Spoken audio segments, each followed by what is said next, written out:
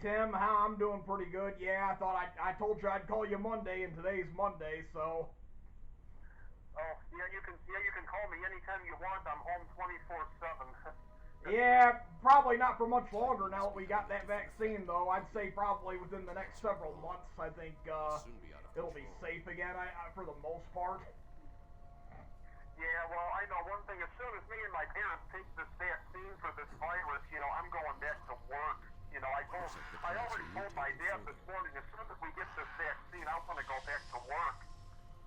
I hear you there, yeah.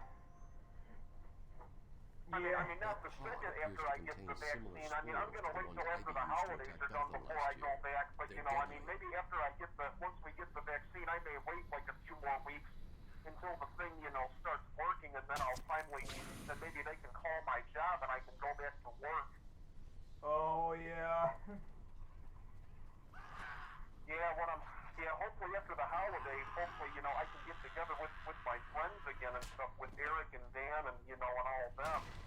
Because, God, I haven't seen them in a couple of months now. Oh, yeah. I know this being at home 24/7, 7 days a week is a pain in the ass. At the same time, when I do stay home, I don't really mind it. It allows me to catch up more and all that.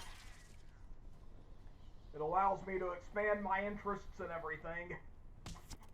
Yeah, well, the good thing is at least there's stuff to watch on TV, like sports and stuff. Well, I mean, I've been watching the Bears, and now the Bulls are starting up again, so that's good. At least, it stinks that we're stuck at home, but if there's stuff to watch that you like to watch on TV, at least that's something you can do to keep busy.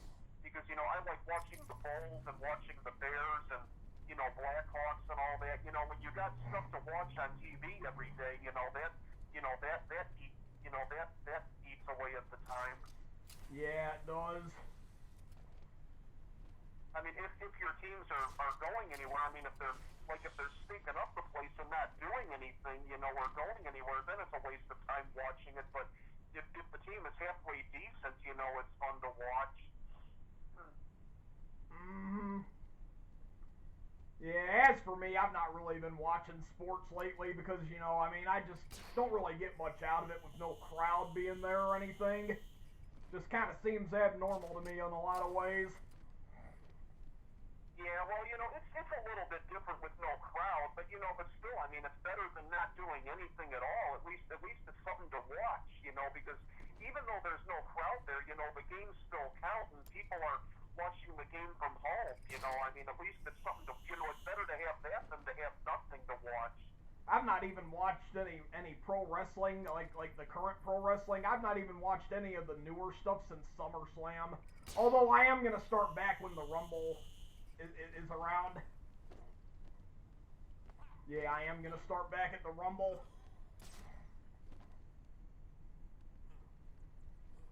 Yeah, well, that's good. It's good to get back into wrestling and stuff. But I'm just glad that there's more stuff to watch on TV. Even though there's no crowd there, at least it's something. At least you got something to watch, even though there's no crowd. It's better than me playing the same video games 24/7, 7 days a week. Because actually, to tell you the truth, when you play the same video games over and over and over again 7 days a week, sometimes that gets boring too. Sometimes, it's good to do different things too. Yeah, but when you get right down to it, though, as long as you have like a wide variety. You see, I have a variety of games on my Xbox One and PS4. It's like, I play a little bit of the newer stuff and the old. Well, that's good. It's good that that's what I do too. Basically, one of my favorite games to play. I played this game more than anything. Namco Museum for the PlayStation 2. I play that game constantly. Because it has Pac-Man and Dig Dug and Miss Pac-Man and has Gelga on there, and there's one called Pac Attack. It's kind of like Tetris, and stuff. That's a game I play all the time. Because those Namco Museum, when they got all those old classic games from the early 80s. Those are fun to play. Oh yeah, and so are the Street Fighter games, like the original Street Fighter games that were on the arcade and plus on the Super Nintendo and Genesis. In fact, on this Xbox One, I have Street Fighter Collection. It's a pretty good thing to have too, I think. Yeah, Street Fighter. Yeah, that's good. Yeah, Street Fighter Anniversary Collection. Yeah, it's got all the best Street Fighter games, all the versions of Street Fighter 2. It's got it's got all the versions of Street Fighter 2 on it. It's got all the, and it's even got the original plain Street Fighter. It's got yeah. Yeah, I know. I mean, yeah, you're better at those Mortal Kombat and Street Fighter games than I am. I'm not really into those games because I played them before, but every time I play those Mortal Kombat games and Street Fighter games, I get my ass kicked every time I play them. So I figured, fuck this.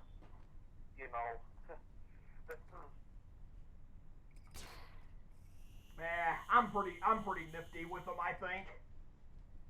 And for a lot of the characters, I can actually for much of the characters, I know a lot of their move sets, like how to do those special moves.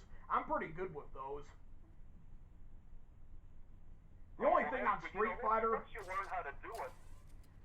Well, you have to press a variety of buttons and all that, But I tell you, it didn't take me that long. Well, I mean, it took me sort of.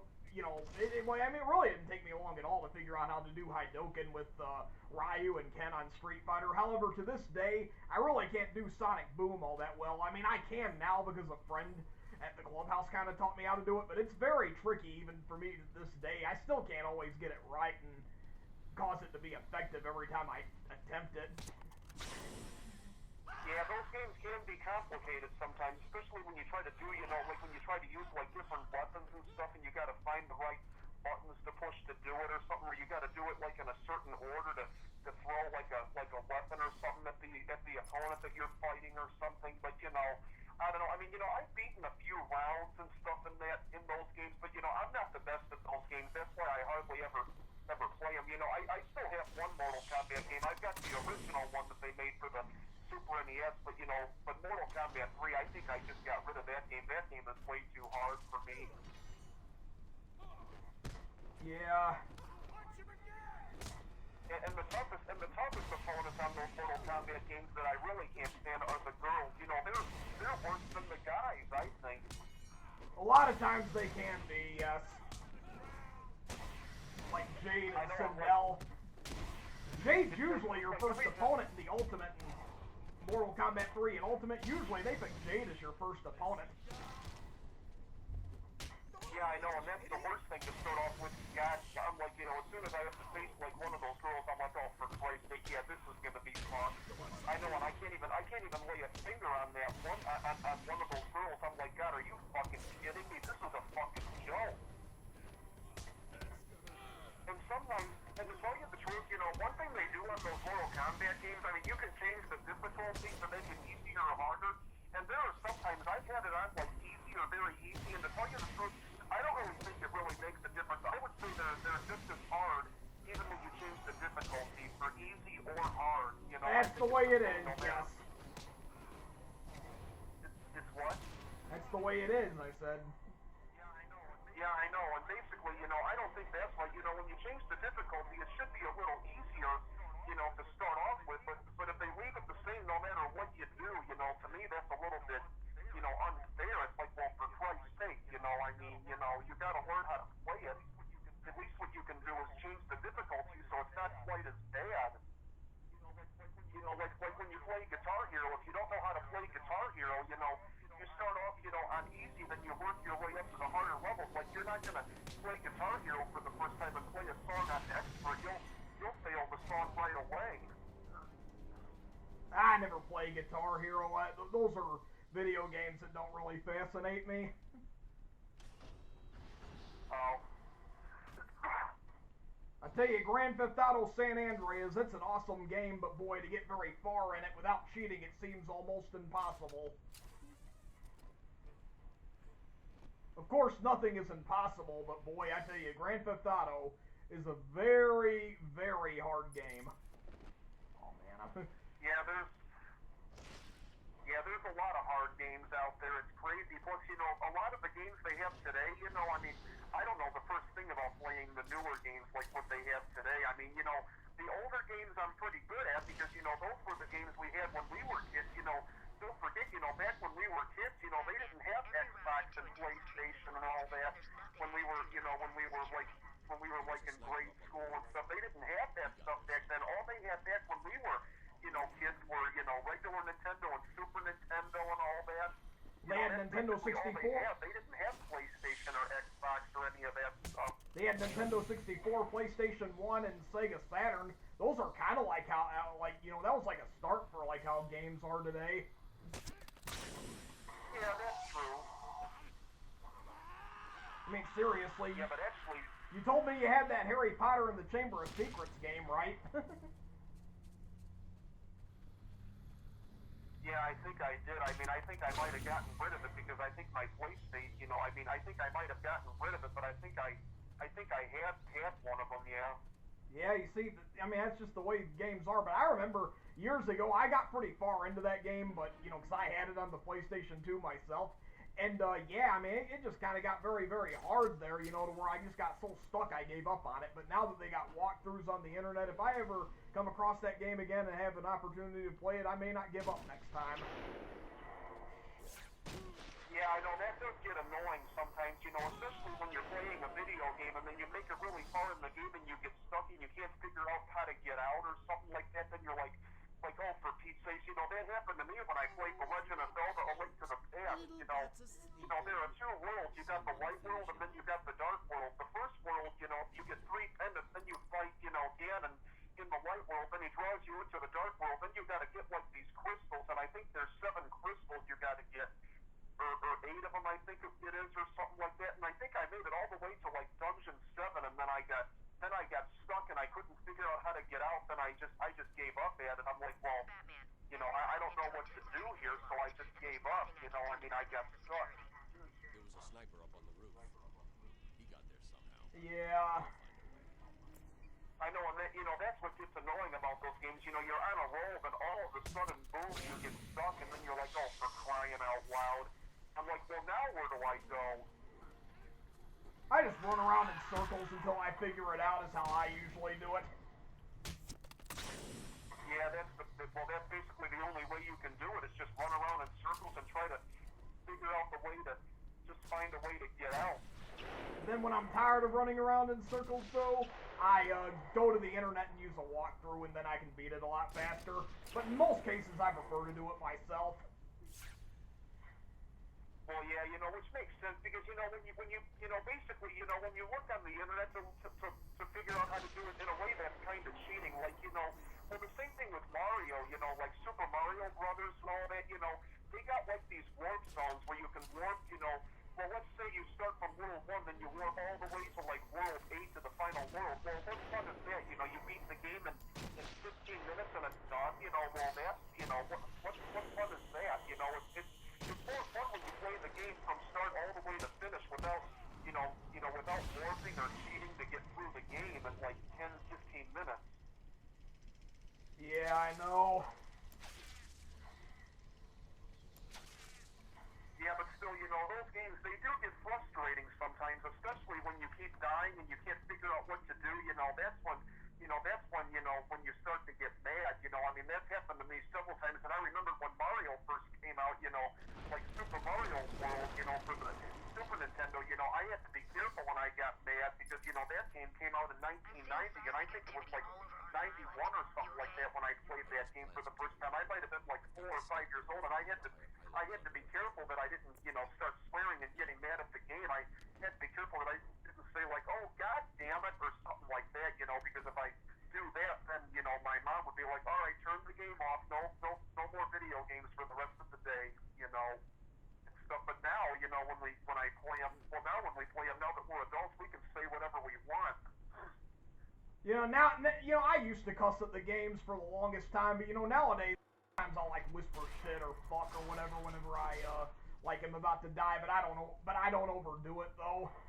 It's okay to get frustrated in a game provided that you don't overdo it. But half the time I always tell myself if the game is going to be that frustrating for you and you really do find it that difficult and frustrating, in that case you should just not play at all, or at least not that particular game. Well, I'm not as bad as I used to be when I play video games. I'll be like, I'll be like, damn it, or son of a bitch, or something like that. But when I was a kid, I'm not really as bad though. But when I was a kid though, I would get mad at the game and stuff, and that's when I would have to kind of watch it because when the parents hear the kids swearing at the game, of course they're going to take it away from them. But basically, they can't do that now because now that we're adults.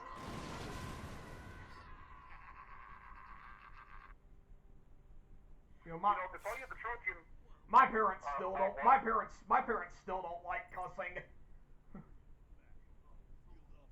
Yeah, well, I'm pretty sure your dad has sworn, before, hasn't he? He has, but he doesn't like to hear me and my brother do it. Even though me and my brother do it behind my mom and dad's backs all the time. I know, that's kind of funny, well, basically, if I do it, my mom and dad swear sometimes, and I'm like, and when I do it, when they say, hey, watch your language, I'm like, well, let me tell you something, you do it too, why don't you watch your language? You're telling me to watch my language, why don't you watch yours? So basically you can say it, but I can't. What's up with that? I'm not a kid anymore, I'm an adult. So basically, we're even, we're all adults here. So basically, you can do it, but so why can't I do it? And the same thing with video games, like when I was a kid, when they would take the game away from me for getting mad at it, I feel like telling my mom and dad, okay, mom and dad, here, why don't you play this game and you'll see what I'm talking about. Here's the controller for the game. You play this game and see how long you're going to last before you get mad, Then you'll see what I'm talking about. Here, you play this game and you'll see what I'm talking about. Back when I used to play games though, and I would like die or something would happen, I would be like, I don't understand how that could have happened. And then usually my dad would like watch me, and he would see it, and he would like point out to where I like messed up and all that. That's what my dad would usually do whenever I get frustrated at it. In fact, the last time he was over here, I was playing the game I'm playing right now, Batman Arkham Asylum. And I was on the Scarecrow boss fight, and I was like hid behind that like block thing that you had to like take down with the claw to avoid his gaze. Because if you get caught by Scarecrow's gaze when you're under his fear gas, he immediately kills you, and then the game is over right there. And and it's like I didn't even understand how he could have caught or detected me, but Dad pointed it out and all that. But I told him I was pretty sure I was like even like right in that. Yeah, I know. At least your dad was nice enough to help you, through the game at least. But when you're playing by yourself, and you got no one to help you, that's a little bit different. Then you gotta figure it out yourself, and then you're like, well, what the fuck do you do here, and stuff. Once you get stuck, it's like, well, so like now what do you do? It's like, at least if your dad's there, watching you play the game, it's good that he's there to help you. But with me, my mom and dad, they don't play video games. My dad and my mom, they don't know anything about those games, so they can't help me. So with me, if I'm playing a game, I have to figure it out myself. My dad actually started playing games before me. When my dad was, because of course I've beaten this game quite a few times even before my dad ended up, watching me and all that. It's just that part, it's the roll of the dice. It's like sometimes you get killed at times like when you wouldn't even expect, but there were like times where I would like play Mario or some other game where he would like point that stuff out to me. He wasn't really helping me, but he was telling me like why it happened and all that. Oh, well, in a way he's kind of helping you because he's explaining why that happened. I know, right? In a way he's kind of helping you because in a way, he's kind of giving you a couple of suggestions on what to do. I mean, he's not really what to do, showing but you how to do it, but he's telling me on what happened that led to the killing and all that. Like if I don't understand how I lost, he's explaining to me how it happened. Yeah, but still, you know, those video games, I mean, they're fun to play and all that, but they can get frustrating sometimes, so. Oh, man. Yeah, like right now, I'm getting a little frustrated right now playing Batman, and right now you can't go on the gargoyles because Joker's thugs attach, like, explosives to the gargoyles in order to attack them by stealth. I tell you, you know, Joker's, like, really hell-bent on winning the victory against Batman in Arkham Asylum. But of course, you know, even though Joker's in Arkham City, he's not really the main antagonist at Arkham City. Dr. Hugo Strange is, because he's the one that made Arkham City. It's like he makes a large portion or percentage of Gotham City under his command and, like, authority and all that. So basically, it's like when it's the part of Gotham City that's Arkham City, it's like it's ran by Hugo Strange and his Tiger Guards. And it's like, basically anybody who's bad can live there. And it's like anybody who's good gets arrested.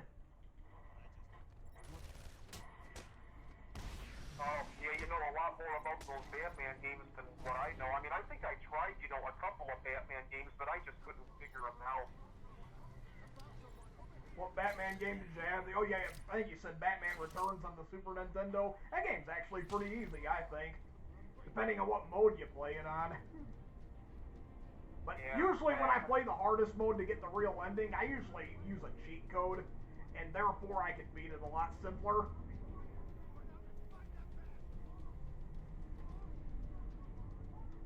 This whole thing, if you use cheat codes, you can even play it on the hardest mode, and like, and it's like, you know, I mean, it wouldn't really be as hard at the same time.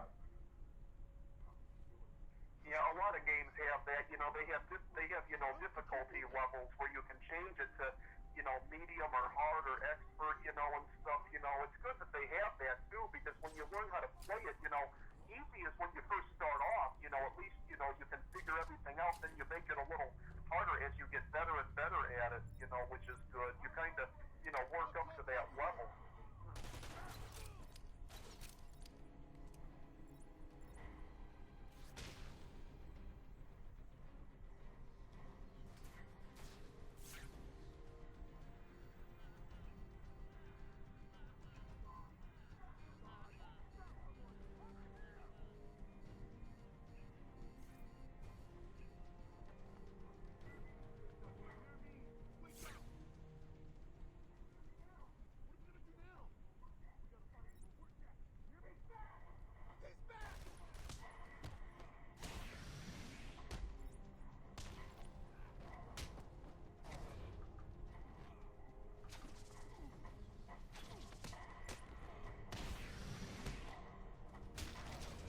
Oh yeah, I'm kicking some ass now. I'm kicking some Joker thug ass. Yeah, that's good. Good thing I didn't have to go against the Titans there, though. Boy, those when Joker infects his henchmen with the Joker formula, or the Titan formula, yeah, the Titan formula, he like creates Joker Titans.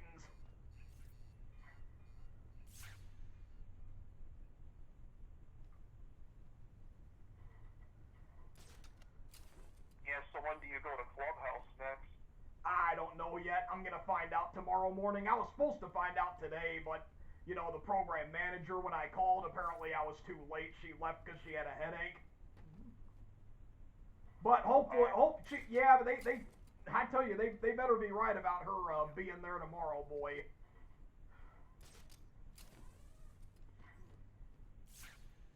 Yeah, so actually, what do they do in Clubhouse with coronavirus? I mean, I'm pretty sure everybody that goes there has to wear a mask, right?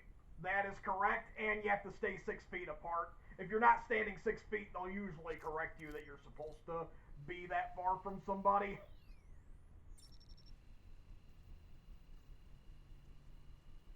Yeah, hopefully once everybody gets this vaccine, hopefully then, you know, we don't really have to worry about social distancing. At least, you know, at least we'll have the vaccine.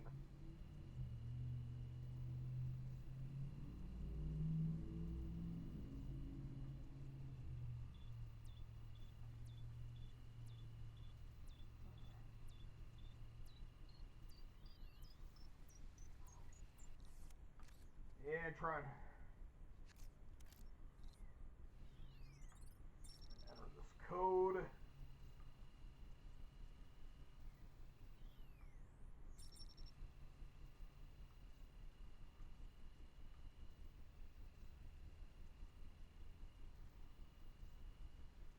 Yeah, remember this? Hey, Dave, can I have your glasses? Well, what do you want with our glasses?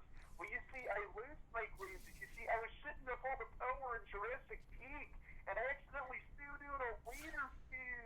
Yeah, it's what Dennis Nedry, Wayne Knight's character from Jurassic Park, would say if he saw us in high school with our glasses, or even now, probably. Yeah, that was pretty funny. You know, actually, too bad Wayne Knight wasn't in more of the movie. But I mean, even though he got killed by that Dilophosaurus, I mean, he did have some. That scene where he fell down that waterfall was pretty funny. When after he fell and he was all soaking wet, he's like, "My glasses! I can afford more glasses." The reason why he said I can afford more glasses because he knows that once he delivers those embryo crystals to the boat, he's going to be very, very rich. He's